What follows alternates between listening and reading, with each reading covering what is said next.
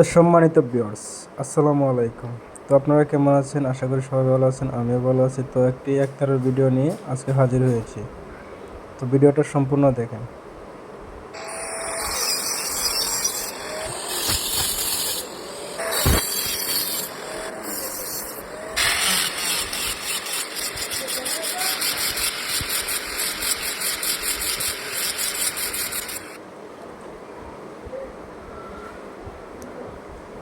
তো কথাটা হচ্ছে একটি নারকেলের খোসা দিয়ে কীভাবে একটি একতারা মানে ভালোভাবে তৈরি করা যায়। তো আপনারা ভিডিওটা দেখলে বুঝতে পারবেন।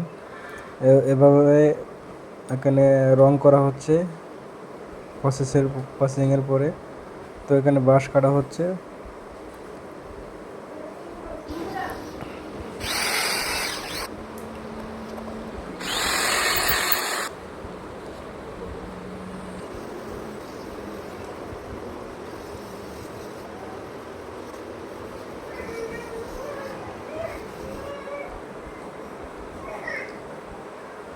এখানে সব কিছু কমপ্লিট হওয়ার পরে আবার রং করা